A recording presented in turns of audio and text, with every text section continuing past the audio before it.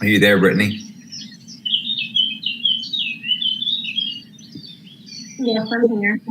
Hi. Hi. So I guess you know that, or do you know that Mike is taking over for Andrew today? No, I didn't. Yeah, I guess I don't know the details, but Andrew had a little scare with his baby Mira. Oh no. They were in the hospital yesterday. So he ended up he took the day off today.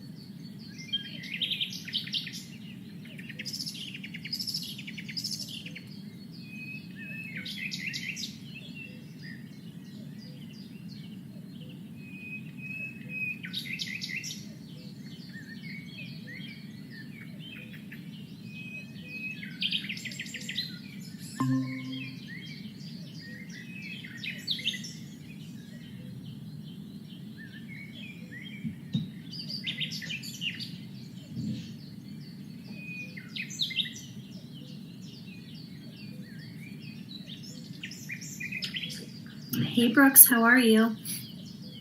Hey, is that Brittany? This is. Hey, can you hear me okay? Yeah, you're good. Just want to make sure you're comfortable and all set for chiming in during your presentation piece of the program. Yeah. Can I, I'll be able to share my screen, I guess? Yeah, so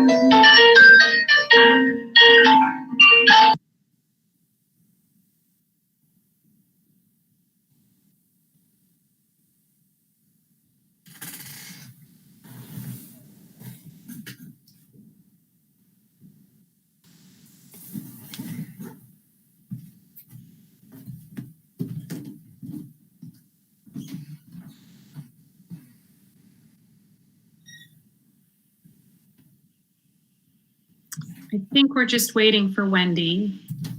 Oh, I'm here. there she is.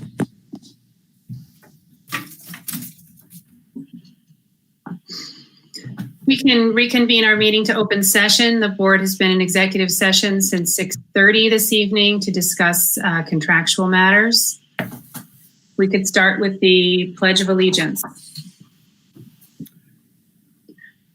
I pledge allegiance to the flag of the United States of America, and the republic for which it stands, one nation, indivisible, One nation, liberty, God, indivisible, and justice for all.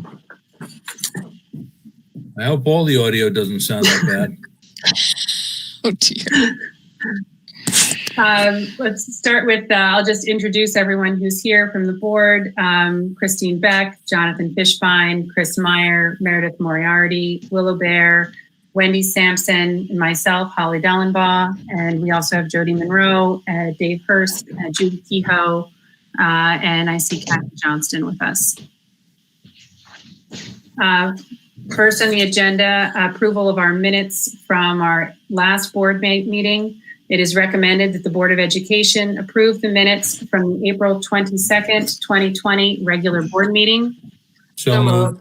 Second. Any discussion? All in favor? Aye. Aye. Any opposed? Any abstentions? That carries. Next on the agenda, our superintendent's report.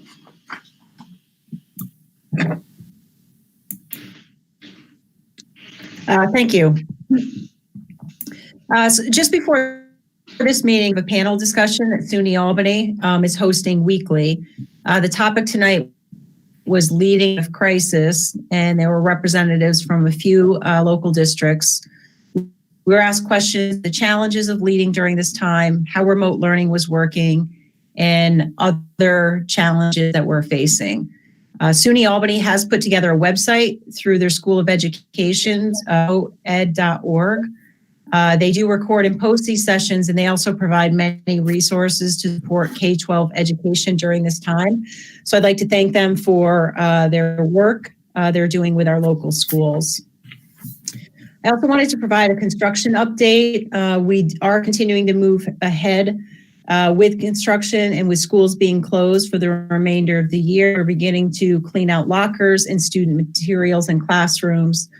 We have staff coming in over the next couple of weeks, and our transportation staff is planning on delivering those materials to our families. Once we begin cleaning out those areas, our custodial staff will start to begin some of our summer cleaning in order to get a head start to help us also moving forward with our construction and plans to reopen our schools in the fall. Also, I'd like to touch on our end of the year activities. We were obviously all hoping that we would be able to be back at school. Unfortunately, last Friday, the governor announced that all schools will remain closed through the end of the year.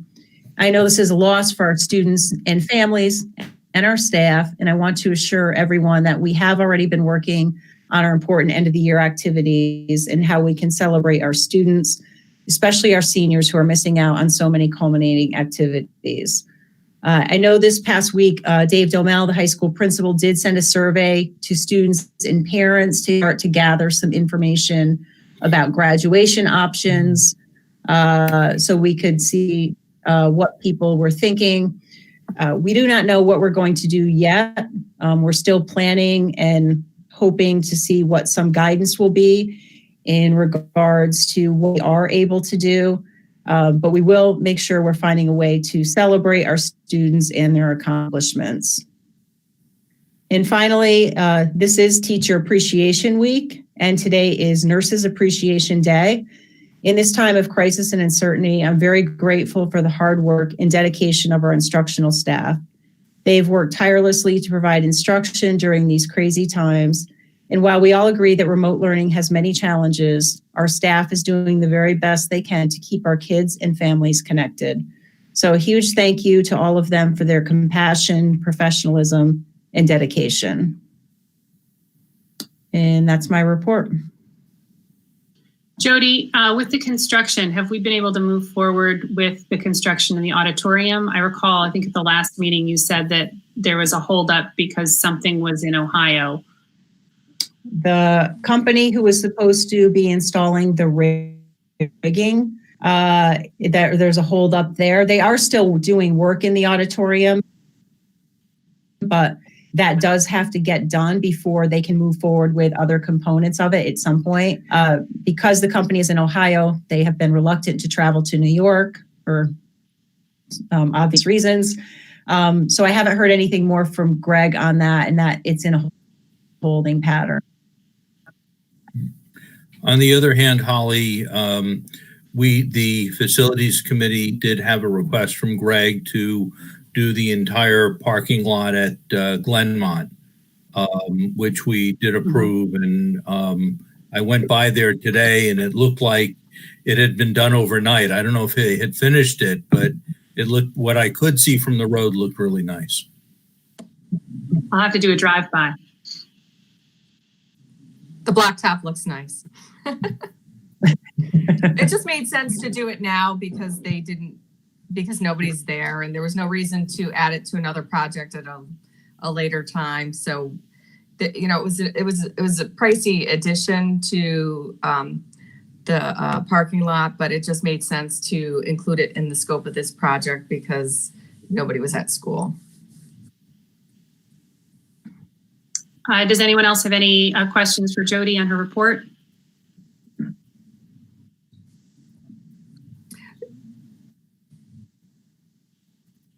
Next on our agenda is the board report. I also wanted to recognize our teachers in honor of Teacher Appreciation Week. I personally have seen some extraordinary efforts at every building level to educate our students, and more importantly, I think to try to just maintain connections with them, particularly our youngest students, but I think it's also been important for our middle school and high school students as well. And so I just wanted to say an extra thank you because I know that, the online remote learning, it cannot replace classroom learning at all. But it's the job that the teachers have been doing has really been tremendous. And I did also want to recognize our nurses in honor of Nurses Day today for all that they do, both with respect to the assisting with the crisis response for the district, but also with what they do each and every day throughout the year. We do have I'll mention it again later with our calendar, we do have a policy meeting now scheduled for Monday evening. So there'll be more to come on that at our next meeting. And I don't think there have been any other committee meetings since our last meeting. Nope. Just the facilities meeting that's upcoming on the 19th, the week after. Okay. Does anyone have anything else that they'd like to share? I wanted to share one thing with Ada being a senior. A teacher had asked me, what do they think of the online learning and do they like it? Does it matter? And I just wanted to let the teachers know that it does matter. And I have a 17-year-old who said he'd much rather have a live class session than not. So it's really important that the teachers are doing what they're doing because it does make a difference.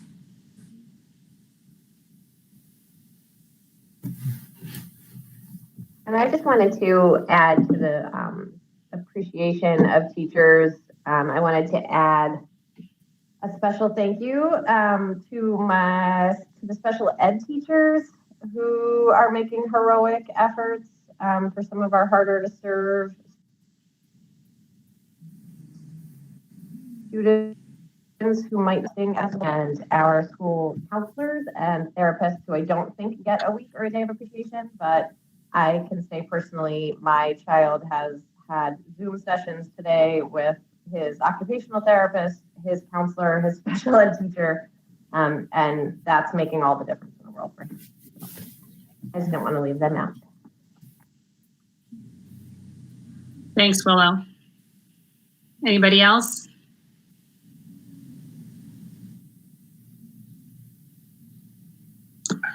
Moving on to the next item on our agenda, recognition of visitors. We did receive 2 comments for the board meeting, and I'll just read them now. The first is from Robert Khalif. Dear Board of Education members, I listened to the April 1st budget presentation, and I assume that that is the latest information on the budget that you would be voting on tonight. I note that the current proposal is to present to the community a tax levy equal to the maximum allowable tax levy. Given the economic hardship experienced by many residents at the present time with a multitude of job losses and loss of income, did the board consider a 0% increase in the tax levy and instead use reduced expenditures and anticipated surpluses to maintain a balanced budget? Thank you. And the second comment is from Bill Asprion, who writes, hi all, I think it is important to recognize all the efforts that the Transportation Department has been doing, delivering breakfast and lunch to the students in our district. My wife and bus driver, Donna, of 34 years, has been doing this. She tells me the students are very happy to see the drivers every day. It's a great highlight of her day. Also, I would recognize the kitchen at the high school, which plays such a big role here. Thank you.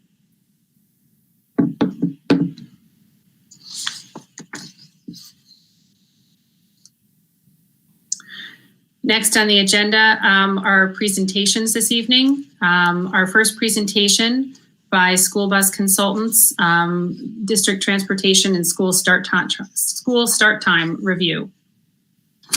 And I see Brooks over there, and I will let him take the floor.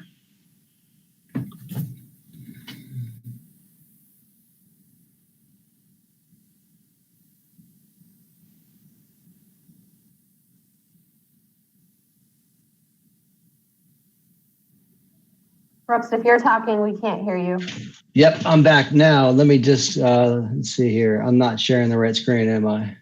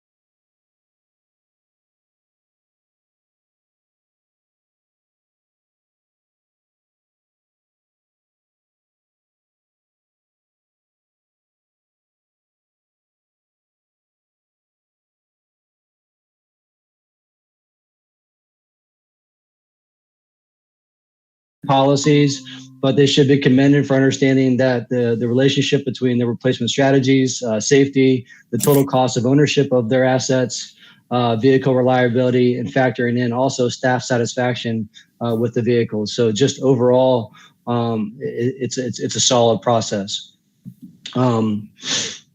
The planning process and the replacement criteria that are used to project the needs are consistent with our industry best practices.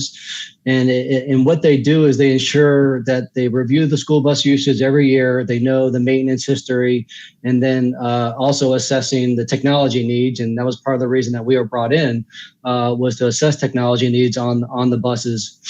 And they do that on an annual basis.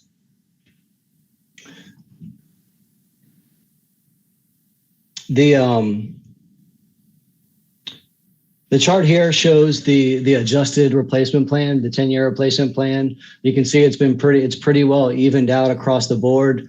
And that's our goal, is to try and keep the expenditures at a normal level based on, here it's 11 units per year, and it's balanced out for the foreseeable future.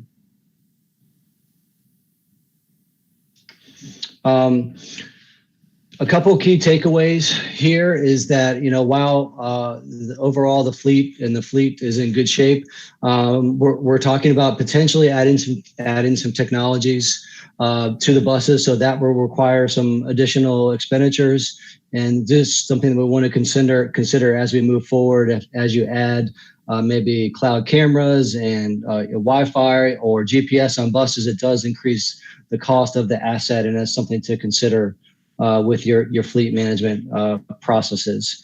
Also, just as part of our study, we also looked at electric buses. It's becoming a popular alternative. It's still in very early development, and we just wanted to note that, before any transition to electric bus would take place, there would need to be a pretty extensive review of the infrastructure required to support that operation and the impact of those purchases on the replacement schedules. It's quite an extensive infrastructure capital expense, and as well as the buses, which are about 3 times the price of a diesel bus.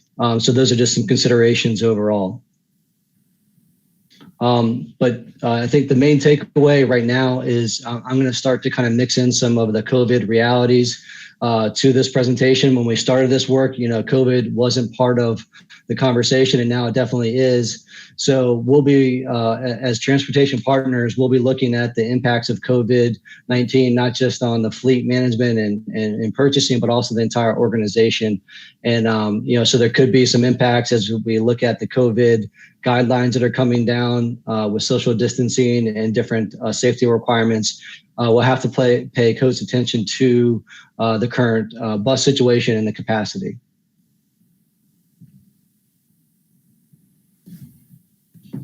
And I'm going to pause for a second. I just want to say if there is any questions, please. I can't see you right now because I have the screen up. So if you just want to give an audible, "Hey, Brooks, I got a question," I'm happy to just stop and answer any questions along the way.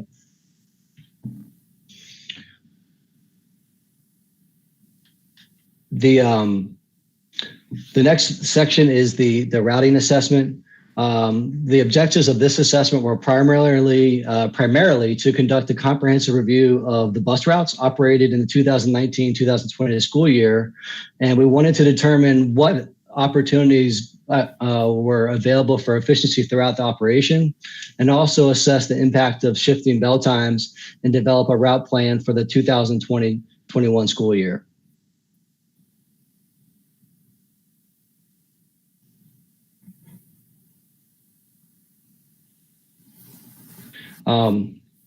The study,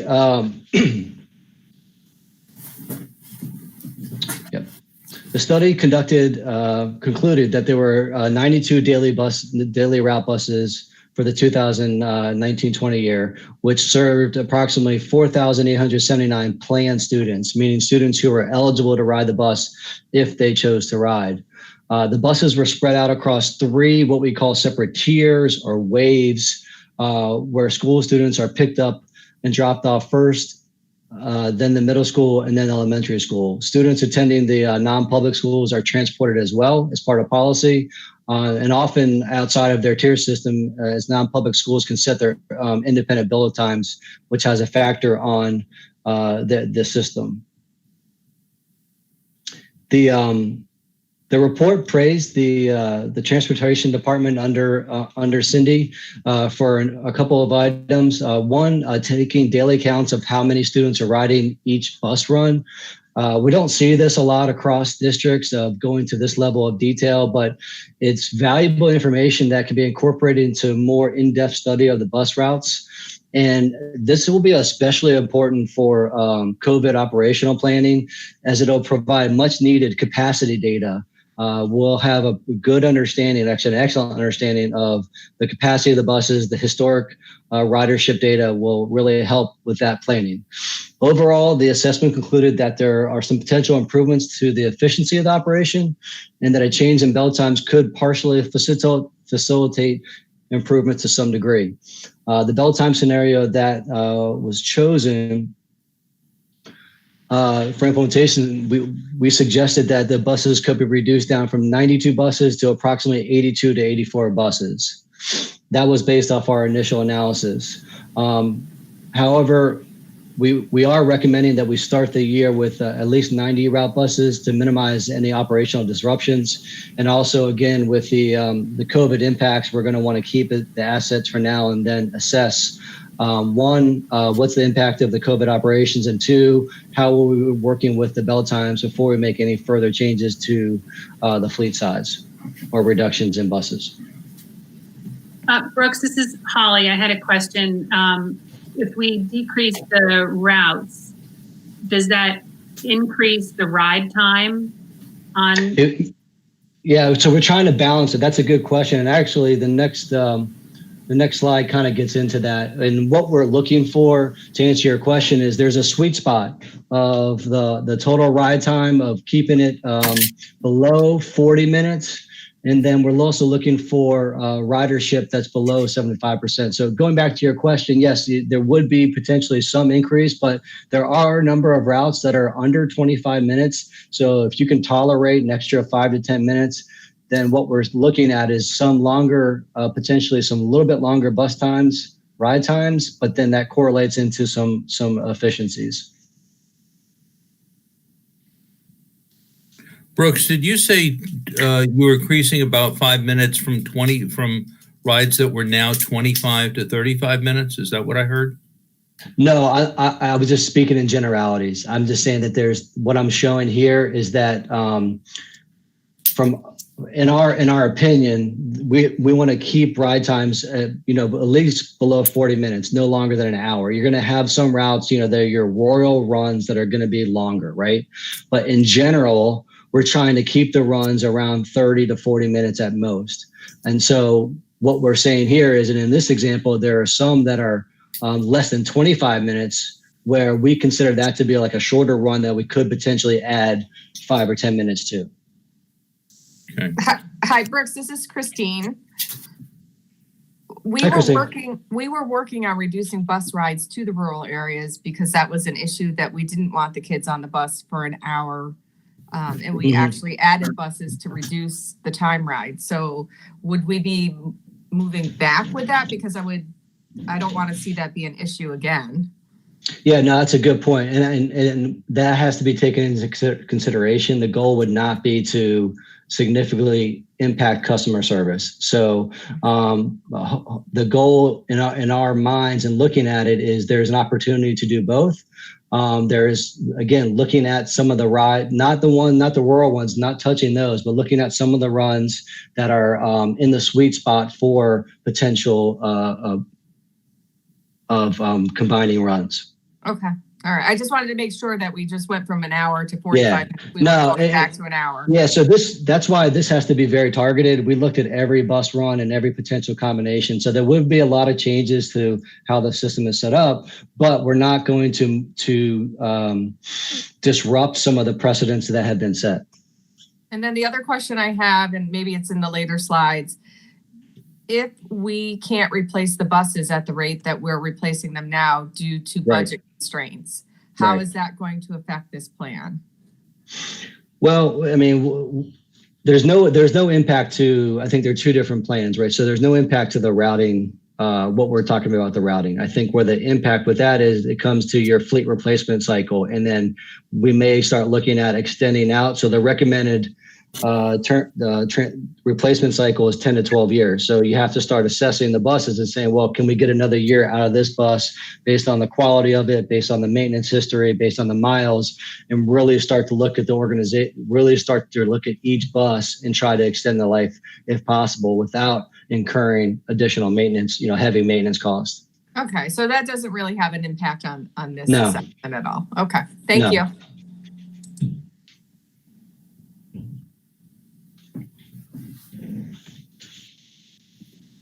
Okay, so this here, I was just going to jump into an example of an efficiency review, and then I'm actually on the next slide going to take this and aggregate it up. So this is just kind of an example. But what we did here, this is the combination of planned ridership and time, as well as actual ridership and time as reported by the driver counts. This allows us to make some assumptions about the efficiency of routes and gives us the ability to design an optimal network for each building. So we're looking at a school by school network and building on it. In the case of, hopefully I say this, Hammer Grail, we estimate that we can cut potentially 5 buses that serve the same student count, 5 runs, thus eliminating 1 bus. The average ridership across Hammergirl trips is 77%. So this suggests that there are 277 planned students spread out across 6 bus trips. So according to the counts, according to the counts submitted by the bus drivers after each day, the actual ridership is around 133 students. So nearly half of the students that are eligible to ride. So we're using that type of information to inform. We've used that type of information to inform our planning decisions. Now, this exercise. Can I ask a quick question about that? This is Meredith. What about the change among the seasons? I understand a lot of kids at Hammergrail would be walking in the fall and the spring, but may want to be riding in the colder weather. So does this take into account the difference in the seasons? Yeah, it's going to take into account the max ridership. So yes, it'll look at it's based on that. We'll know what the max ridership. So we plan on that number. So we know it goes up and down based on seasons. Does that answer your question? Yes, thank you. Okay. So can I ask you one more question? Yeah, sure. Go ahead. When you're talking maximum ridership, are you talking what the bus is made for? So like 3 per seat at the elementary level? I'm referring to the actual ridership in this.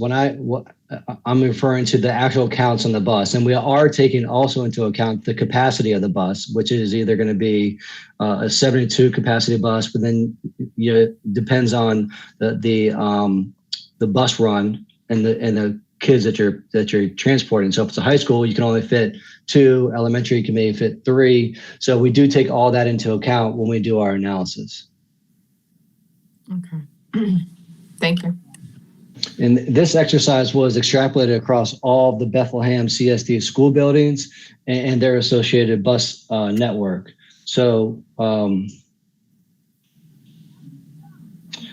once we, based on our research, we identified 4 buses that could be removed from the system. Again, this is based on 2019-20 data, but since many buses are doubled up in this tier system, in performing multiple trips on a ship, this does not equate to a reduction of 8 buses. So we're looking at, if you look at it there, it's 4 trips, 3 trips, 1 trip. So 8 trips does not mean 8 buses. We're actually looking at potentially in this scenario, reduction of 4 overall, potentially from the network. So now our goal is to apply this approach and this way, this modeling to the 2020-21 school routes and look to identify similar efficiencies. So our my lead router has been in the system, has already developed a set of routes, and now based on this research is very familiar with each school network, and now can, as soon as we're ready here, start to plan in the inverse of trends for the next for the upcoming school year.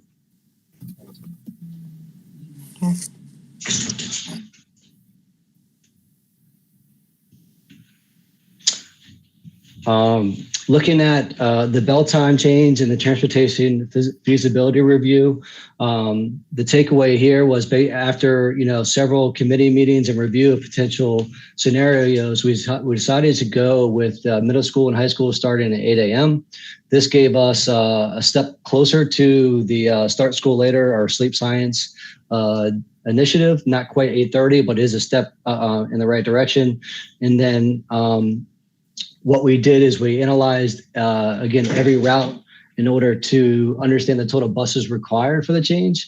And we ended up feeling very comfortable with 90 buses to operate the system.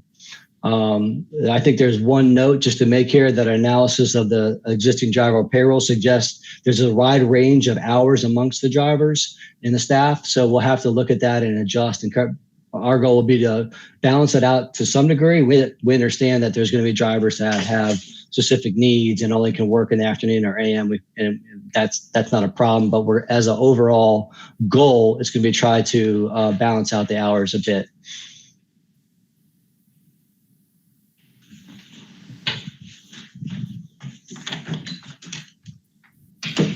The last slide here for the routing assessment, this gets into our action plan for the upcoming school year. So, we're obviously in an unprecedented situation, but once there is a green light and we have some go forward notifications, we do have a plan in place to transition the routing for the new school year. So right now, we'll start working to establish a new routes and versus trans for the 2021 school year. As we do that, kind of concurrently, we'll be working on a staffing plan for the drivers and working with them to figure out what the new routes look like, the new workloads. Once we have that piece done, and that's going to take a significant amount of time and effort, but the next piece will be to communicate the changes to the parents and students, and we'll do that in line with Jody's guidance and working with her and the communication staff to provide whatever we need to. Starting the summer, before the school year, we'll want to perform dry runs in the new routes and make sure everyone's comfortable with any new assignments or new changes to their routes. And then based on the route network that we have set up, we're going to want to establish key performance measurements and start to make sure we're tracking against those moving forward. And we'll get into some of the technology that's needed for us to do that. Hey, Brooks, this is Willow. Before you move on, I was sort of holding off on asking you, so I didn't want to derail your entire presentation, but I know that we're waiting on overall state guidance, but it seems increasingly clear that normal packed buses will not be a thing of the future. Right. And I spent a lot of time this week talking to a number of other states about reopening plans across the systems. Mm-hmm. And transportation was across the board the number one priority that people are talking about figuring out how to manage. Right. So I guess what I'm wondering is the way that you've captured the data. I'm wondering if it's nimble enough to manipulate when we want to say, for example, instead of 3 elementary school kids to a seat, there can only be 1 elementary school kid. Yeah. So that's a great question. And the answer is yes. A benefit of all the work that we've done and understanding of Bethlehem and the associated routing data and geography, we're ready to do different models based on scenarios. We're working on, we've been working as a company internally to develop some tools and support resources for our clients around this. We know there's going to be we're going to have to run a number of scenarios and probably provide a lot of data to our clients around capacity, around different alternatives, around, hey, what if you do this? And what if we go half day? And what if we have kids flip this day? So we're prepared to do whatever it takes, to support that analysis. Okay, all right, thanks. Anything else on routing or bell times that I could address before we jump into technology?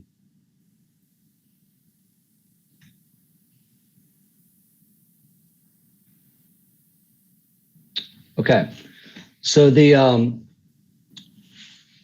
last piece here we're going to touch on is the technology piece.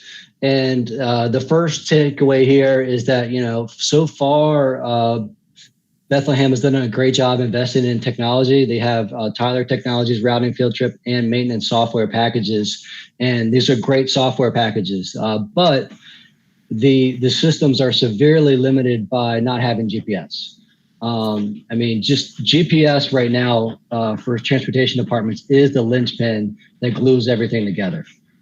So you're missing out on all the things that I have listed here. So we look at route planning analysis. With GPS data, what your team can do is start to look at their route and understand, are drivers taking the route that's planned in Versatrans? Are they taking alternative routes? Are there opportunities that we can look for efficiency? Are there hazards that we didn't consider?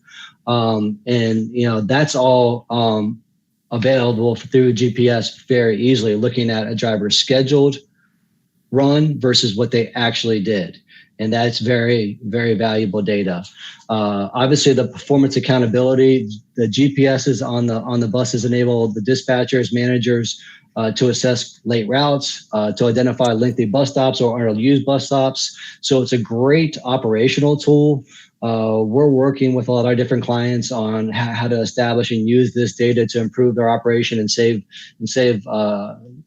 money overall. The environmental responsibility. So the GPSs are all equipped now with engine idling and speeding. So, for example, you can produce a top 10 report of who's speeding every week, or you can identify every time there's an idling. So, a best practice in school busing is not to let the engines. I know it's bad for the environment with the diesel. It costs money. It's just not a good practice. So the GPS devices give us that information. We know exactly on a given route who's idling, when, and where. And we can start to do some root cause analysis around, why is this happening and reducing those incidences. And the same thing with speeding. You want to know when someone's going over the set speed limit. That's a training issue. That's a safety issue that needs to be addressed. And you don't have that information without the GPS. Safety and security.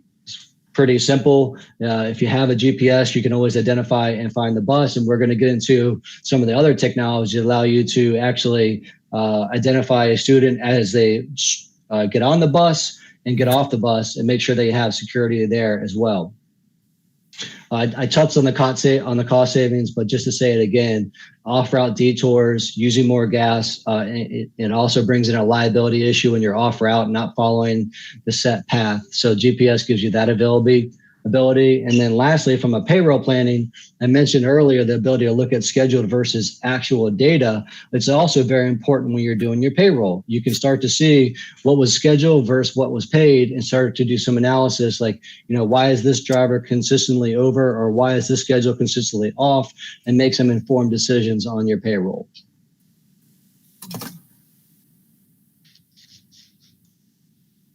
Okay.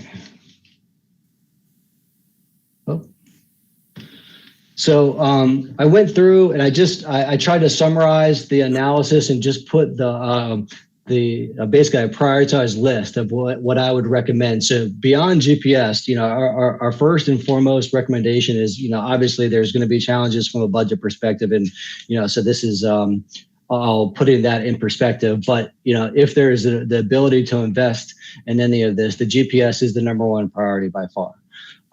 Now, there's opportunities to bundle the GPS devices with driver tablets and student ridership software. Companies like Tyler, companies like Synovia and Zonar, they package and offer a bundled service of driver tablets, GPS, and student ridership software. It is a high dollar investment, but it will provide dramatic overall improvement to the overall operation. If you could imagine going from a driver kind of to having to know the route by heart and memorize the students to having turn-by-turn directions.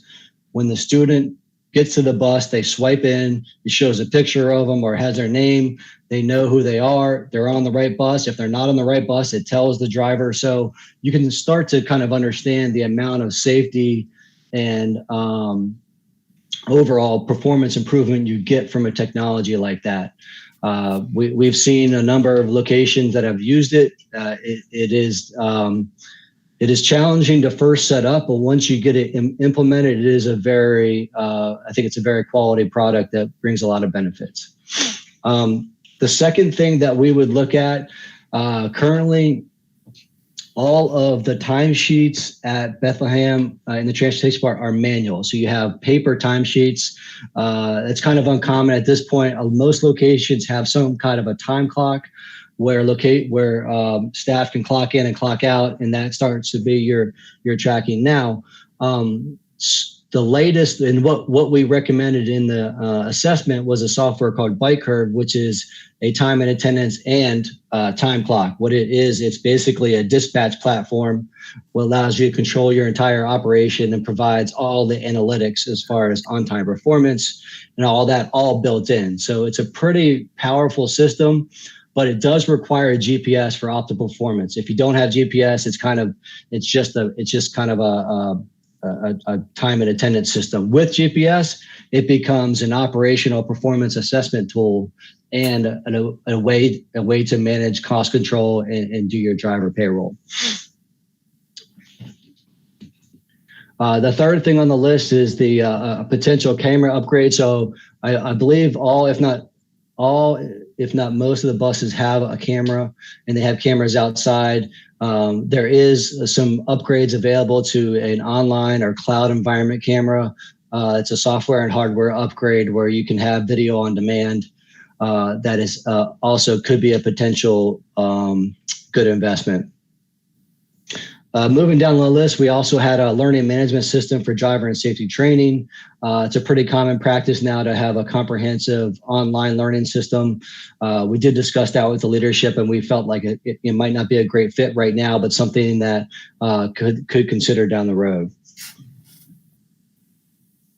A couple other technology systems that we looked at was there's a couple of different incident management systems, which basically takes anything that impacts the transportation organization and tracks it into a central system. So if there's a route change, or if a bus is late, or there's a complaint, or something that impacts the performance of the organization, it's all tracked in this one system. And it gives you the ability to kind of look at trends, understand how different things are impacting the organization, and really make sure that you're following up and closing the loop on any issues that impact the organization. You've probably heard a lot about bus Wi-Fi. There's a company called Kajit that is providing the bulk of the Wi-Fi to buses across the U.S. It's become a nice go-to portable Wi-Fi solution for school districts, where they're sending buses. I know locally they're sending a couple of buses out, and then they're kind of let students get near the bus and distance themselves, but they're using it that way. It's also a potential good investment for your longer run buses. We were talking about earlier, where you have a 60-minute run because you're going far out. If you put Wi-Fi on that bus, and this Wi-Fi is completely locked down to only educational sites, and it's very tightly secure, you could potentially have just maybe 3 or 4 buses that have Wi-Fi on them, and they service those longer routes and provide those students with the ability to potentially work while they're on the bus. The last thing that we looked at and that I'll mention is the electric buses. Overall, I think that there's no doubt in my mind that we're going to be all electric buses. It's a matter of when. Now is not the time. Before COVID, what I saw was the utility companies are leading and funding electric bus pilots in New York, in Maryland, Virginia.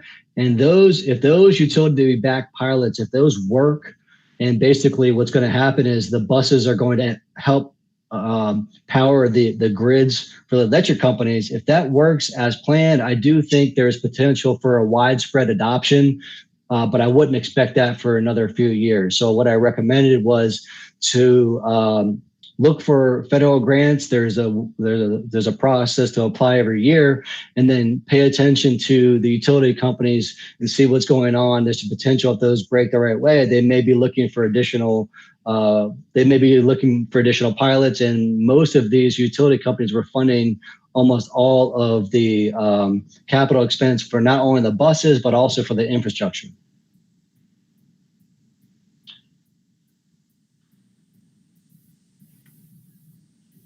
What would be the estimated cost to retrofit a bus with GPS? So basically, it's the same price. There's a price for the GPS devices. There'll be a charge to implement to come and turn them on one time. So you'd have to pay for that charge, which is not that much. So basically, it's the main cost is the cost of the devices and the cellular service. And I've got pricing for that I can share. I didn't put it in the report, but I do have a separate pricing sheet that I can provide to give Judy and the team guidance on next steps. I think it would be interesting, Judy, at least for us to see in order to compare what it would cost to retrofit a bus with GPS to what the cost savings to the district would be. Yeah. And are we currently planning to buy buses with GPS in this next round? We buy the buses and they're set up to be able to be fitted with GPS devices. It's not turned on though for us to use. Well, wait a minute, Judy, that's two different answers. And excuse me, but if they're set up does that mean you have to install the device? They're not. You have to get the device. You have to purchase the device. They don't. So Judy's correct. They come with the ability to put the device on, but there's no devices on the buses. You'd have to put them in. You can request anything from the manufacturer, and most school districts, when they start having the GPS, they request the GPS come on the buses that they buy. So you may request a bus with GPS and with Wi-Fi, and you can do that as part of your purchasing. Okay, thank you. Essentially, it's a plug-in so that you can easily install the GPS, but the costs are several $100,000 to get the units and the software for all the buses. So yes, we can do a cost benefit, but you would typically finance that over multiple years, probably a 5-year term like we do for the buses. So that cost benefit analysis that you've requested, Holly, would be done taking that initial upfront capital cost and the associated financing, and then looking at these other savings that you generate. Sure, was just curious and thought it was, since there do seem to be some benefits, that we should take a look at it. Mm-hmm, absolutely. And that we would have benefit to buy in the next round of buses to buy them with the GPS, because we'd only have a handful. We really couldn't take advantage of the system that way. What I'm hearing is you really need to have the GPS on all the buses. Is that correct? Yes, I would agree with that statement. I think there's not much value in just having a few buses. I could see some, I'm sure there's some value we could find, but in my experience, we're looking to have the whole fleet set up so you can do analysis and have everyone under the same kind of rules and processes. Thank you. Can I ask a follow-up? I'm sorry. So to me, there's a difference between finding a benefit and actually having a problem that we need to solve. So you listed a couple of reasons why having the buses equipped with those features could be beneficial, but do we have an identified issue in the school with off-routing and losing students and all the other things that you listed? I don't. So the particular problems for BCSD, I would say we don't know all those. What the targeted issues are. We know based on analysis that there's a lot we don't know. We don't know. Yeah. So we don't know what the drivers are doing. There is anecdotal evidence, but without the GPS data, you don't know. So I think there's From an immediate benefit, there's the safety aspect of knowing exactly where the asset is, and then the operational benefit of being able to track schedule versus actual. So those two are tangible benefits to any organization. Now, the degree to which anything's being abused, I don't think we really know, and no one really knows until you're capturing the GPS data and you understand what all your drivers are doing at a given time. If I can add to that, I think one of the issues that our drivers have is because we have students who have so many day variant schedules. Monday and Wednesday, they might be going to daycare. Tuesday and Thursday, they're going to home, and different arrangements make it very hard for the drivers to accurately keep track of where the kids are. They do it, but it's a very labor-intensive effort for them. Mm-hmm. And if you had this information all automated as to the students on the buses, and then you had the routes, not only would it help the regularly assigned drivers, but it would also help the sub-drivers who right now are looking at paper printouts of where the routes are and who the kids are. So it's much more difficult for them to keep track of that. So I think operationally, that would be an immediate benefit for them. Yeah, I totally appreciate all those things. I'm just thinking as we're heading into what will undoubtedly be an incredibly painful budget year with an economic recession, whether GPSing our school buses is something that we should put at the top of our priority list. I was just trying to understand whether there was an actual problem that we've identified. And I don't see this as a 2021 issue. This is identifying what we can have. It's going to take time to do further analysis on that. So I think you're at least a year out. And of course, we would be considering where we are with the economy and the overall finances.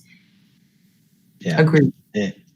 And the last slide I have is just kind of to that end. There's a couple of different options based on if you wanted to look at the GPS plus the student ridership tracking systems and the tablets for the drivers, we'd recommend putting an RFI, request for information, or RFP together to solicit and get the best prices and the best technology, and maybe force some of the vendors to kind of partner up and bring some solutions to Bethlehem. So that is an opportunity potentially for next year to, as you're thinking about it, to develop something and get it out to the technology vendors to consider. That's one path. And also, if there's just some ancillary things, if there is some discretionary funds available, some things like Wi-Fi or camera upgrades are not that expensive, which could be valuable. But overall, I think there's definitely a lot of benefits to the technology, but you'll have to balance those with the needs of the schools and the COVID operational impacts moving forward.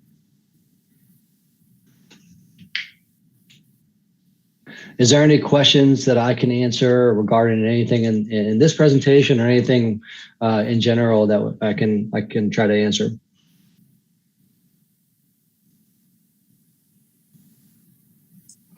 And if I could just add, I think part of this technology assessment was to help us identify what's out there. So we've always looked to a multi-year futuristic planning process. So not knowing what those tools were, it was really helpful to have Transpar identify that for us. So it really, the way he's presented it, it is a multi-year way to move forward with it. Right. So it was very informative to hear what's there and what the benefits are. Right. Definitely. Right. And now you can make informed decisions moving forward on what's best for you guys. Hey, Brooks, I had another routing question. It relates to the start time, but it's a little hypothetical, but I know a lot of districts are starting to look at the possibility of elementary school being run on a rotating schedule next year, so half days or opposite days. Right. And I'm wondering if a staggered schedule like that at the elementary level blows up the ability to have buses do an early start time at the high school. I just can't remember how they related to each other. So right now we've got middle school and high school going at 8, and I think elementary school is at 9. Is that correct? 9:10. So we're okay on time in the morning. It's the afternoon where things get a little challenging. But yes, to answer your question, I think in general, the COVID situation does kind of, I won't say to some degree, could blow things up, right? We don't know what they're going to exactly, the guidelines are going to be. So I think first and foremost, it's understanding what those COVID impacts are and then planning those out.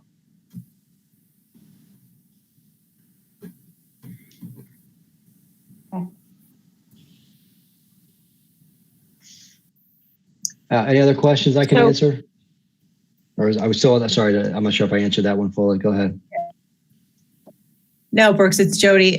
So I guess what we need the board to decide is, are we moving forward with the 8 o'clock time? Because that's what Brooks and his group needs to know in regards to beginning the routing process for the fall, recognizing that depending on what the situation is, that things may change. But I know, Holly, I think you had some feedback. I don't know if you wanted to share any of that now to just for discussion. I didn't know if you wanted to show I think there was some feedback slides, just a couple of them that were attached to the agenda. If you wanted to share those. I think Brittany can put those up.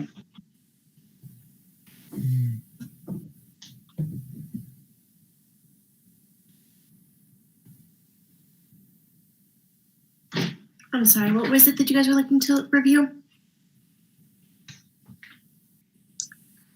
There were The the feedback slides from this about school start time.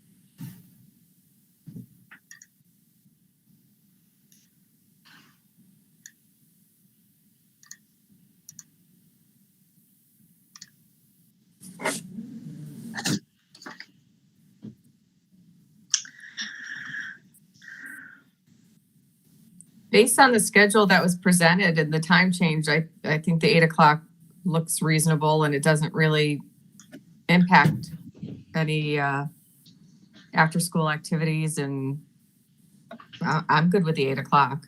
I think while Brittany's Jody. pulling up just the overall review of the comments, I would say the majority of them were very positive. The comments from the community about moving to the 8 o'clock start time, and there were a couple of concerns, and one in particular I didn't know if Jody or Dave, if you could speak to, was about a concern about the lack of a transit time between 8th and 9th period, and whether you felt like that is a concern. Right now, the way that the school time works now, it's students kind of get there when they get there. So, for example, if you might have to stop and see one teacher and then go see another teacher. So, I don't see that as an issue. That didn't come up when we were meeting to review the change in the times.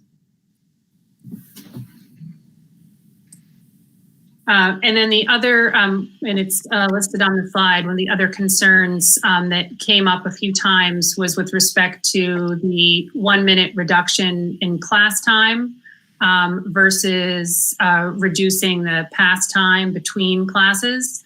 And I was just hoping that one of you could just speak to that, just in terms of the thought process on making that decision.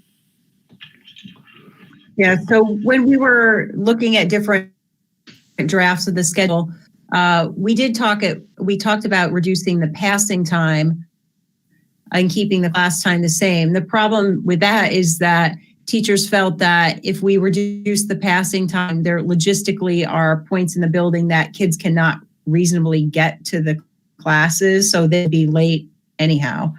And the teachers felt like kids would be rushing and that the pass time as it is now was appropriate, and losing a minute from class time really is not going to make any significant difference for instruction.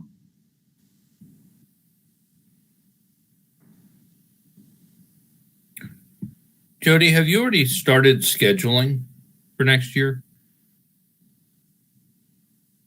Yeah, we're scheduling for next year. But the minute And the period time, the time doesn't necessarily make a difference when we're doing at this point in the scheduling. Okay, thank you.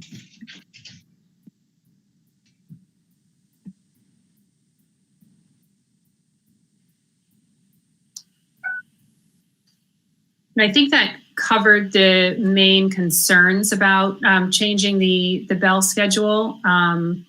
Jody, I'm not sure if you can think of something that I have forgotten. No, I mean, much of the feedback was very positive. Any feedback is very similar, concern just about the passing time. The homeroom period, there is still a homeroom built in. It's just not a separate homeroom schedule. So, but there will be a time for announcements. It's already built into the schedule, so it'll be a little bit shorter. But none of the staff felt like that change in homeroom was a concern at all. And does the new bell schedule work with any of our students that are participating with BOCES programs or any other special situations? Yeah, that was really one of the, of course, the after school time was a big piece. And then making sure kids who are wanting to participate in CTE or students who are in special education programs out of district, could this time frame still works? If we went to the 8:30 where we would look at that, that would have prohibited those students from participating in the program, but this time does not.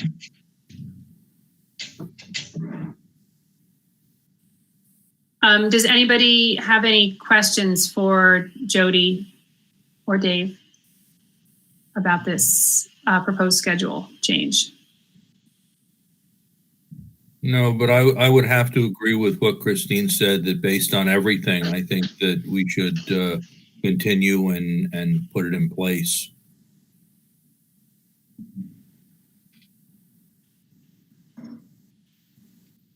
I would also agree with that. Just wanted to get a sort of a feel from Chris, from you and Meredith, Wendy and Willow on your thoughts. No, I agree. I think the progress that has been made is tremendous, and there's been a push from this, and I like the fact that Bethlehem has taken the lead on this. So, kudos to all the people that put their time and effort into making this happen. Completely agree. I'm in favor of the changes. I didn't think that we would be able to get it done within this year. So I'm really impressed that we are talking about getting it done for September. So thank you for all of you, to all of you for all of your hard work. Well, maybe this will be one more thing that other districts will take as a model. They will. I believe they will. I think you're right, Jonathan. Well, certainly districts in the area will. Wendy, I didn't want to cut you off before. Did you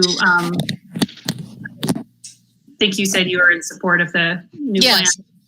Yes, absolutely. And I think it's a positive move in the regional, in the local area, with everybody else who's looking at changing. Okay, great. I would say I think we have a consensus for moving forward with an 8 o'clock start time. Great, thank you. Is there anything else that you need from us on that? No, I think we're good. So we will follow up with some communication about that we are moving forward, and this helps the staff also winning, and obviously for the routing and transportation to be able to move forward knowing this. So it's very helpful. Great. And before we let him go, does anyone else have any other last questions for Brooks?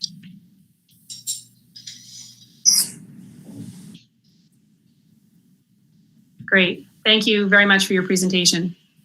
All right. Thank you. Bye, Brooks. Our second presentation this evening from Judy Kehoe is on our 2020-21 budget. Okay. Give me 1 second to just bring that up.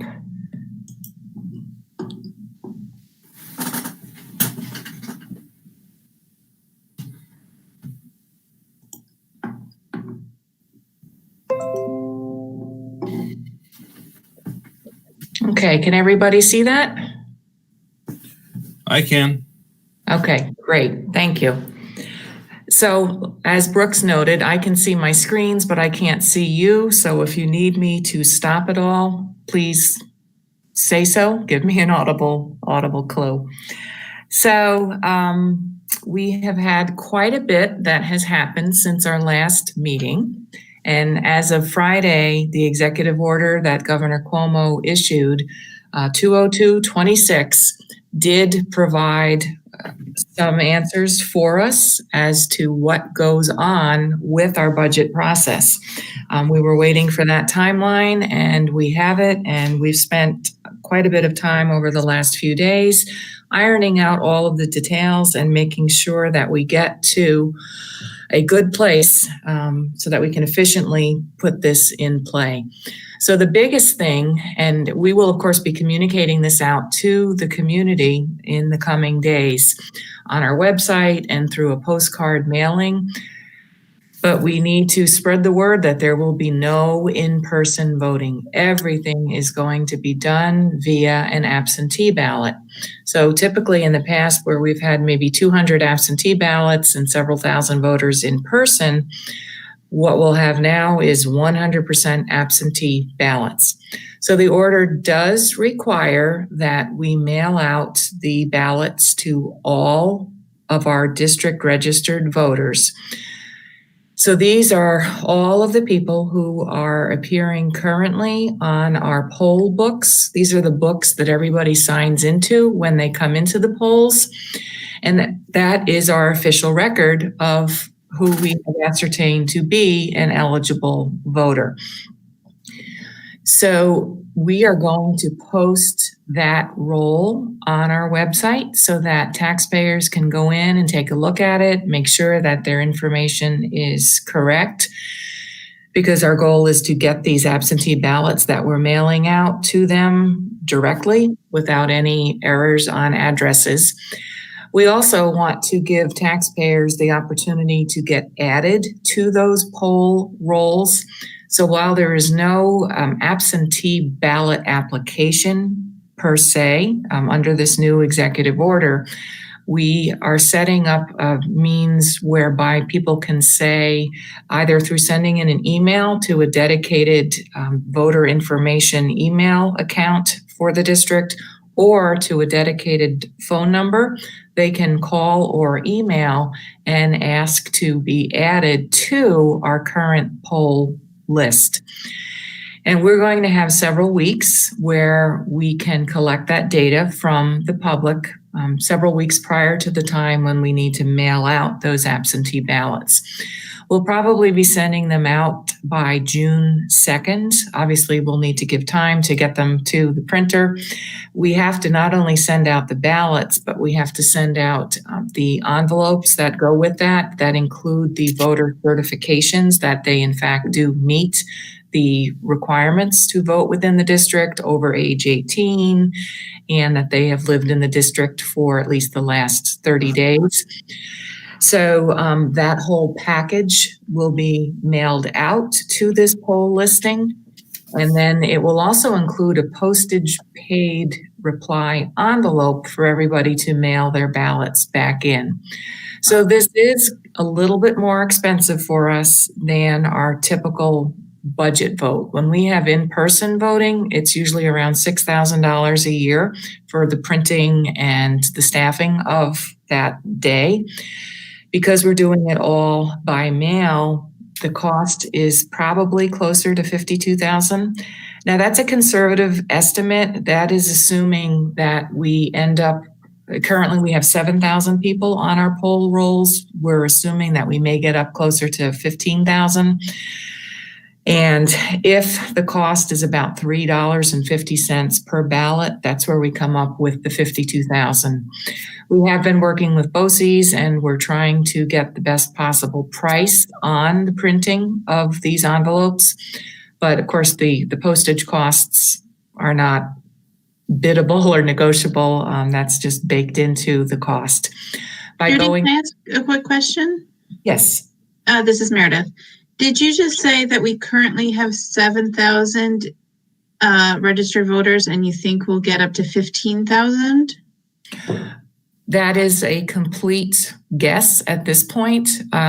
7,000 is what we have on the rolls right now. Mm-hmm. With announcing this to everybody, we're imagining that we'll have quite a few people who say, I want to vote, and they like the convenience of being able to do it by mail. They like the safety components of not having to come in person during this time of social distancing. So we're conservatively planning that we would close to double our current numbers. Obviously, we'll have a better idea once the absentee ballots start coming into us. And, you know, based on the calls that we get in the next several weeks to add other names, we will keep you posted on that so that you can track how many, you know, how much of a response that we've had with that. Thanks. Okay. So because we're going through BOCES with this, we will get state aid on that in the subsequent year. And I also conservatively used a 50% number on that. Our aid ratio is actually higher, but again, I didn't want to overstate it. So our net cost would probably be somewhere around the $25,000 to $26,000 level, assuming we got up to 15,000 voters. So we know what the process looks like. We're moving forward to get that in place, and we'll see what kind of a response we get from the community. We also got the timeline. Of course, the big question was, when is the day of voting? And that has been established as June 9th. And from that date, everything else goes backwards in terms of when we have to publish legal notices and when we have our public hearing. And I'll cover those dates in the next slide in one moment. The other thing, though, that was an effect of moving it to June 9th is that, unfortunately, it's very close to the Albany County Board of Elections running of the primary that is officially scheduled for June 23rd, but that actually starts earlier because of early voting options that are available. So because of that, every one of their scanning machines are pressed into service. They're all pre-programmed for their primary. So we will not have the ability through Albany County to set up the scannable ballots and run them through their machines. We are still exploring ways that we might be able to better automate this. Obviously, if we get 15,000 ballots back and we have to do a manual count, that's going to take us a little bit of time, at least a few days, even with crews in place to go through the counting. So we'll automate it as best we can, but if not, we'll staff up to cover it and do manual counting of the ballots. So as to the timeline, so normally any candidates who wish to be placed on the ballot have to go through a petitioning process where they have to collect a specified number of signatures. That has been done away with in the governor's executive orders. And while the date was originally set at April 20th, that has now been extended through May 11th. So that's this coming week. And what we have done is we have a nominations form that any interested candidates can request from the district clerk. And then they fill out that form, which certifies that they are eligible to be a board member. Very similar requirements to being able to vote. The primary difference is that instead of being a resident for 30 days, you have to have been a resident for the 12 months prior to the start of the new term. So as of May 11th, we'll be able to announce how many candidates have turned in nominations or nomination forms. We also thought we might have to cancel the Meet the Candidates night, but we're very pleased to announce that the League of Women Voters is able to help us out with the conducting of a virtual Meet the Candidates night. So we have kept the original date of May 13th, and we'll have more information and links to release on that. And that will be scheduled for the 13th of May. A week later, on Wednesday, May 20th, that's a regularly scheduled board meeting, we will need to adopt the budget. We are hoping that around May 15th, we will have the release of the updated state aid runs from the governor based on their first review of the first month of the state fiscal year, the look back periods that they've specified. The first one is from April 1st through April 30th. So they are prepared to announce the impacts to local school districts at that time. And we will take that data, analyze it, and then roll that into the budget that we present to you for approval on the 20th. Also, at the time of the adoption of the budget itself, we also would have to approve the property tax report card, and that is a required disclosure that we need to send to the state. Following the adoption of the budget, we then need to have a public hearing, and based on the allowable date ranges for that, we need to schedule that on May 27th. At our last board meeting, we talked about holding that date just in case we needed to have a meeting then, and indeed we do. So tonight, one of the actions we'll ask you to do is to officially set that public hearing for the 27th at 7 o'clock. And similar to how we have taken comments from the public now while we've been meeting virtually, would be the same process where people could have the opportunity to review the budget that has been adopted on the 20th and then submit their comments about the budget through that hearing process. And then at the end of the timeline is the June 9th budget vote. And again, that's just the designated day. It's the deadline by which we have to have the absentee ballots in hand. And then we will begin the tallying and then be able to announce the results for the vote. Judy, do you know when we'll be mailing out the ballots? Like how long will people have to fill out their ballots and get it back to us? So the actual mailing date is going to be dependent on where we fall in the printing queue with all of the other districts who are adopting their budgets within that similar time frame. Mostly what we're hearing is around either the 19th or the 20th of May that they'll be due, because everybody's waiting for the state results. So dependent on how quickly the printer can turn that all around will determine when we're able to mail. But we expect that it would be no later than June 2nd. So they won't have a huge window of time, but unfortunately, with the timeline that was announced with this executive order, we really don't have the luxury of time for making that happen. So we're hoping that with the communications that we send out to citizens, that they'll understand that it's a tight time frame, that they will get their ballots and promptly cast their votes and put them right back in the mail to us. Judy, would you also explain how we're going to address the issue of the military ballots, which is a law that was recently passed, or well, it was passed last year? Yes. So the law for the military ballots that was passed last year requires that we send absentee ballots to personnel serving in the military who are not home and able to vote. It also applies to their family members. And based on the passage of that law, Albany County Board of Elections is the central point that takes those requests from people serving in the military. So when they say they want an absentee ballot, they collect that information and they share that with us.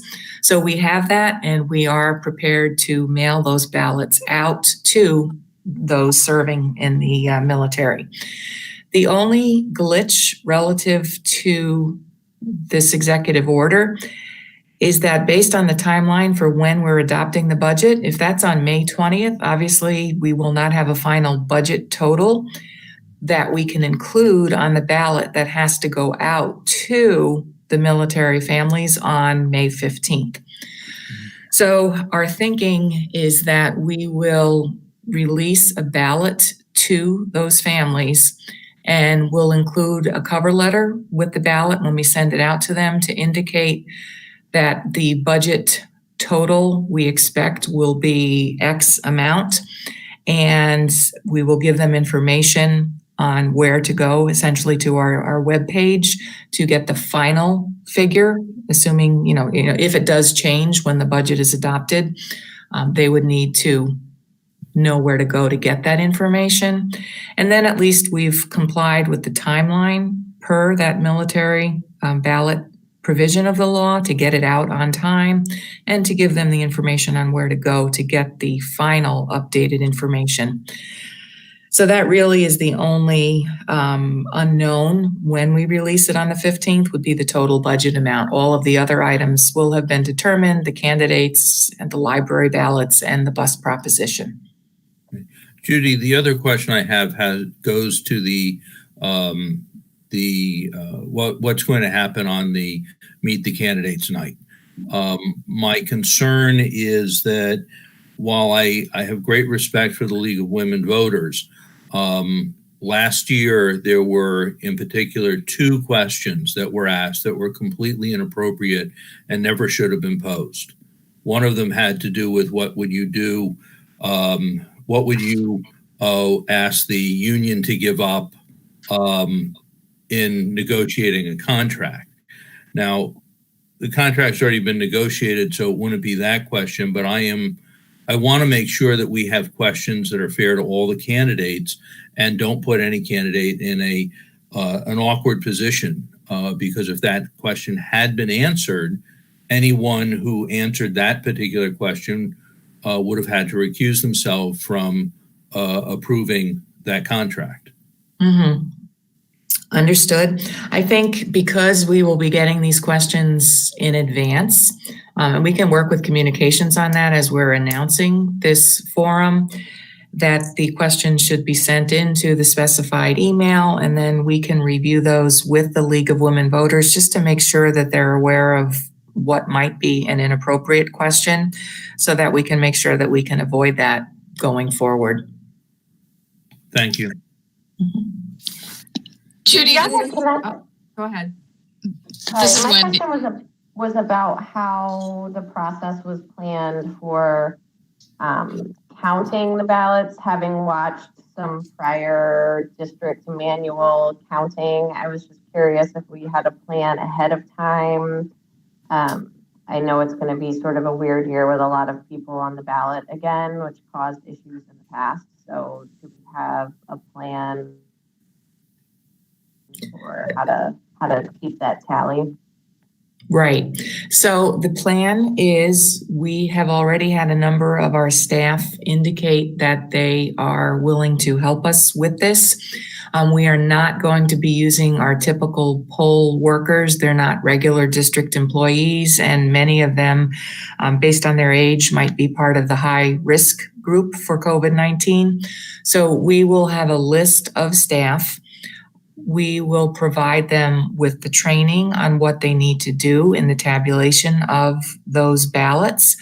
Of course, assuming you appoint me as the chief election inspector again, which I think has already happened, I will be the person who is reviewing any ballots that there are questions. Sometimes the voters might make stray marks on the ballots, or it might not be 100% clear as to what they're voting, or they might overvote on a particular item. So discerning the intent of the voter would be something that I would be doing. We would not ask these other workers to tend to, but we have to go through every ballot and tally up the votes across each of the propositions, and then we would tabulate it in a worksheet, essentially roll those totals up and then tally them up. Very similar to the sheet that we use now, where we're pulling totals off the scannable machines. Now we're just going to be pulling the totals off of the worksheets done by our workers. So it's going to be slow because we can't compete with a scanning machine, but it will be thorough and accurate. And again, we'll release them as soon as we can. It's really going to be a factor of how many ballots we get. We will have to maintain social distancing with all the people that we have working to tabulate the ballots. So that's the plan that we have now. Will the ballots that go out in the mail also have a phone number or email address of someone who can address questions, because they won't have the people at the polling place to talk to help understand what they're supposed to do? The ballots themselves will not have that information, but we would be including that within multiple communications out to the public. So if they have questions, yes, they will be able to get them answered promptly. Okay, thanks. Okay. Judy, my question was about when do the ballots have to be received? If the election is June 9th, does that mean all of the things must be in before June 9th or on that day? Or can they be postmarked by June 9th? We are waiting for further clarification from the attorneys on that.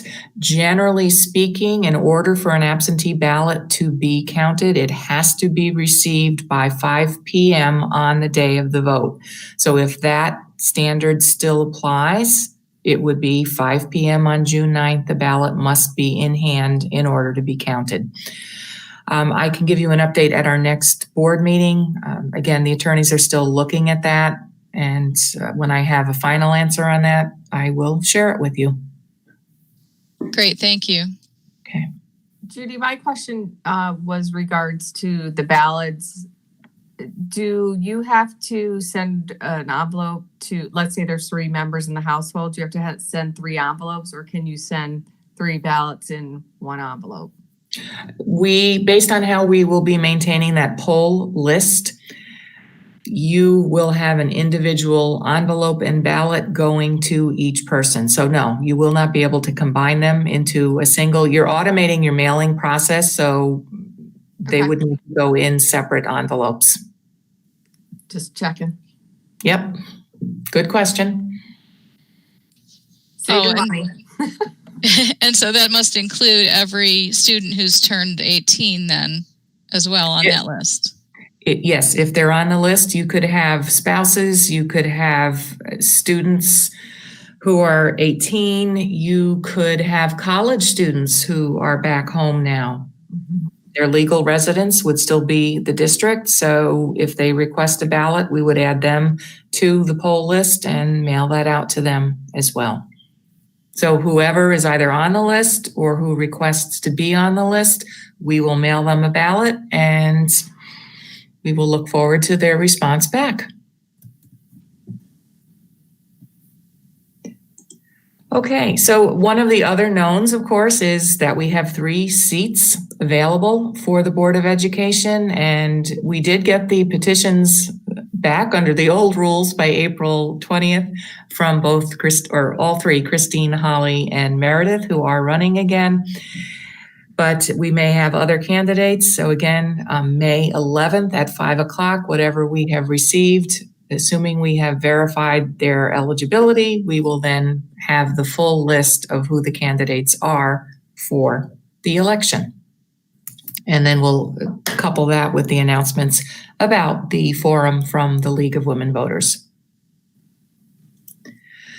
So the big question is, what on earth is going to happen with our state aid, and how will that be affected based on this initial look back period that we have? So again, most of the districts are not adopting now. They're waiting until after this announcement on May 15th.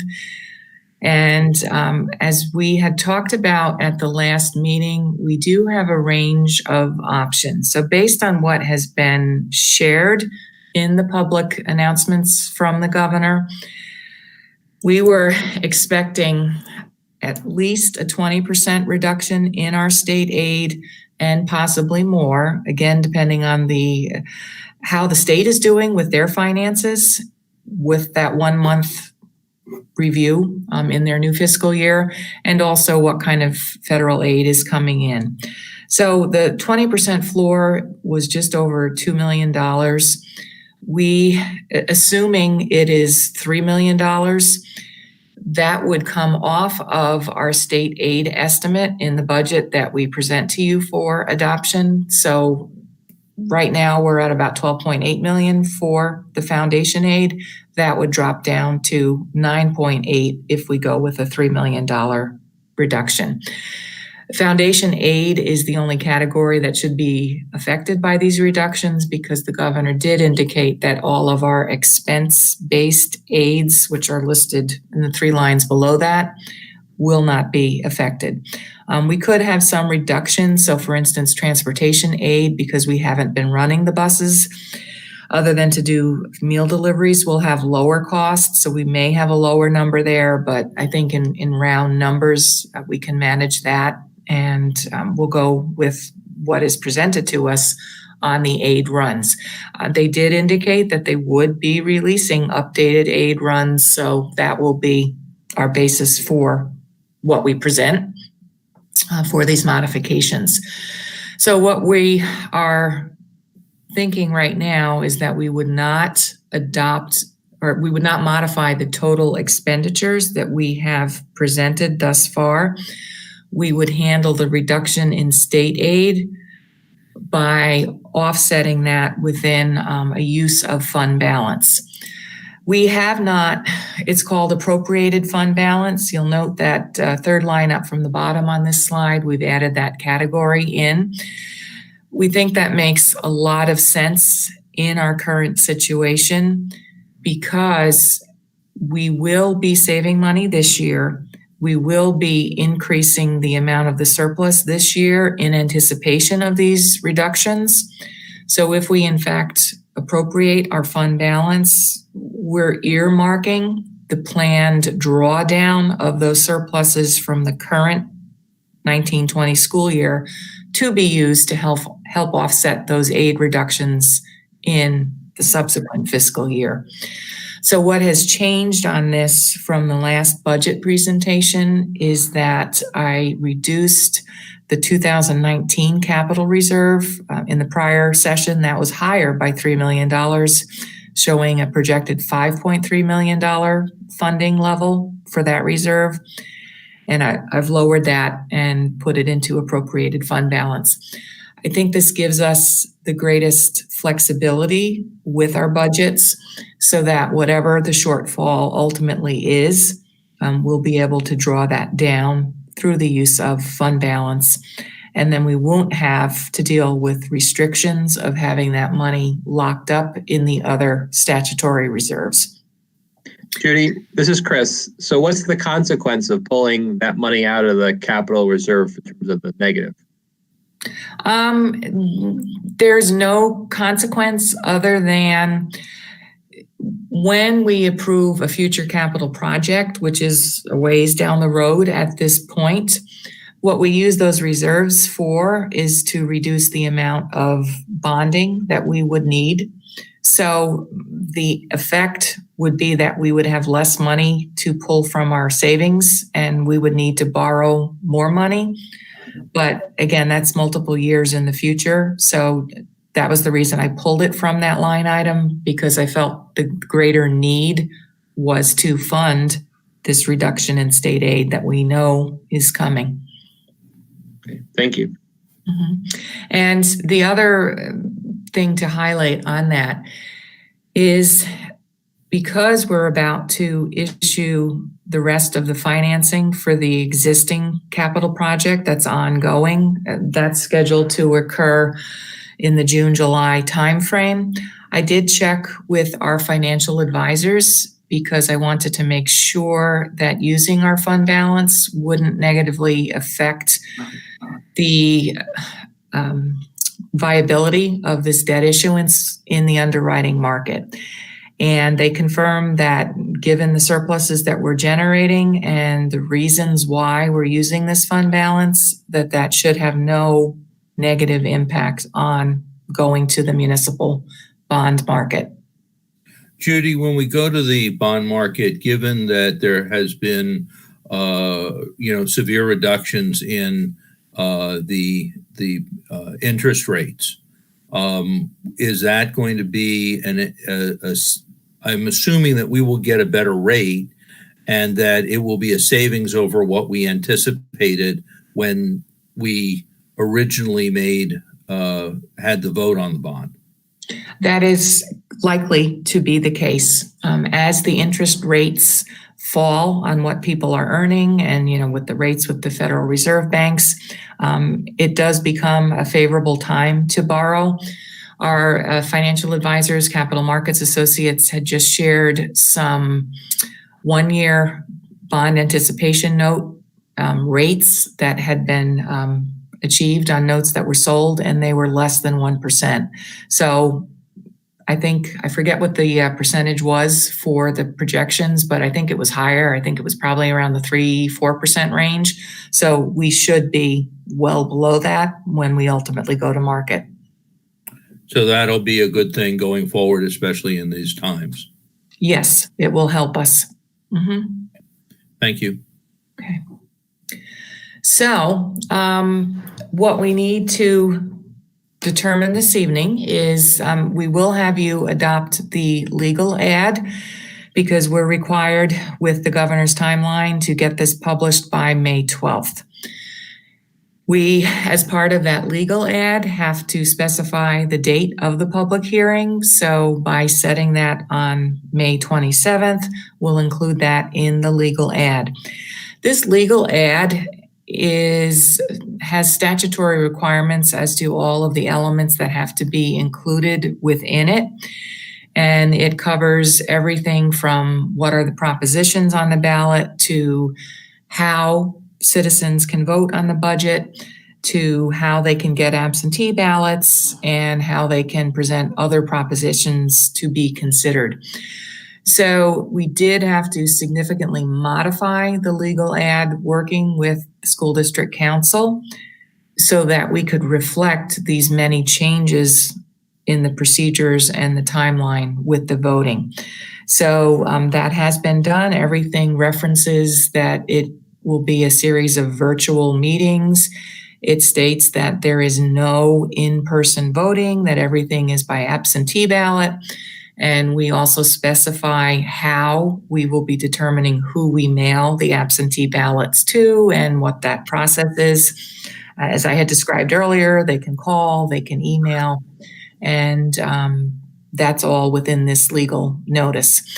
Also, what changed with the governor's order is normally we have to publish this ad 4 times, and they did reduce that to 2 times prior to the election. So we will be publishing that twice in the Times Union and twice in the Spotlight, as those are the 2 board designated publications for official notices from the district. And then lastly, because we will be needing to adopt the budget at the May 20th meeting, if you have any concerns with the recommendation that I laid out tonight for using fund balance to offset the state aid amounts, we need to have that information just so that I can plan and be ready to put the proposed budget before you for that meeting on the 20th.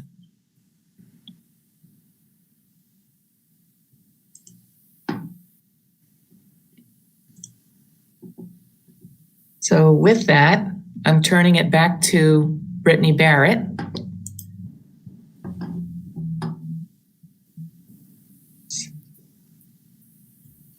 Does anybody have any questions or concerns for Judy?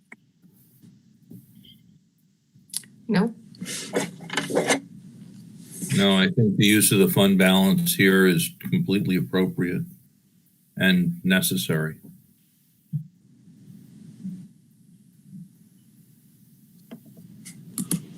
Thank you, Judy, for your presentation. Okay. You're welcome. The next item on our agenda, item 6, action items. A, finance action items. It is recommended that the Board of Education approve the following finance action items 1 and 2. So moved. Second. Any discussion? And I'll just thank stewards for their donation. All in favor? Aye. Aye. Aye. Any opposed? Any abstentions? That passes. B, professional personnel action items. It is recommended that the Board of Education approve the following professional personnel action items 1 through 5. So moved. Second. Second. Any discussion? All in favor? Aye. Aye. Aye. Any opposed? Any abstentions? That passes. C, other action items. It is recommended that the Board of Education approve the following action item number 1. So moved. Second. Any discussion? All in favor? Aye. Aye. Any opposed? Any abstentions? That passes. D, approval of revised notice of 2020 annual election. It is recommended that the Board of Education approve the following action item 1 regarding the 2020 notice of annual election. So So moved. moved. Second. Any discussion? All in favor? Aye. Aye. Aye. Any opposed? Any abstentions? That passes. Item 7 would be recognition of visitors on a non-agenda item. I read previously the only 2 comments that we had received prior to the board meeting. Item 8, future meetings and events. Monday, May 11th at 6 p.m. We are having a policy committee meeting and we're holding that virtually. Tuesday, May 19th at 5:45 p.m. There's a facilities committee meeting. Do you know yet if you're holding that in person or online? I Online. think online. Yeah, I would assume online. Wednesday, May 20th is our next board meeting at 7 p.m. Anticipating an executive session at 6 p.m. Wednesday, June 3rd at 7 p.m. is the board meeting following that with an anticipated executive session at 6 p.m. And the board meeting following that one is on June 17th at 7 p.m. Anticipating an executive session at 6. And I'll just add in here on May 27th, then, as Judy mentioned, would be the public hearing on the budget. Would that be at 7 o'clock as well? Yes. Holly, as far as meeting location for the board meetings, until the governor says otherwise, shouldn't we be doing it virtually rather than at the cafeteria as it indicates here?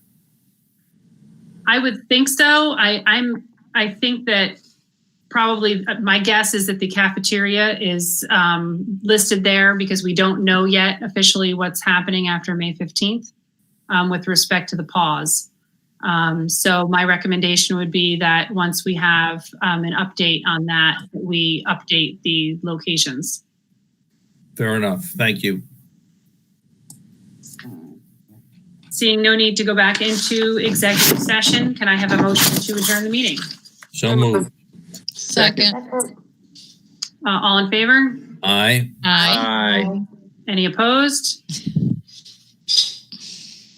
Meeting adjourned. Holly, Yes, Willa. before everybody hangs up though, I just we talked about Jody behind her back the other day when we were doing her evaluation. So I just wanted to say, not behind her back, how much we appreciate the leadership that you exhibited during COVID closure, remote learning. That we appreciate the teachers every day out loud constantly, and we do. But I don't think that without you and Dave, that any of this would be happening as successfully as it is. So I just wanted to acknowledge that out loud. Here, here. Thanks, Will. Exactly. Thank you. You made my day. And on that note, I will officially adjourn the meeting. Thank you. Good night. Sorry. Good night. Bye, everybody. Right. Good night.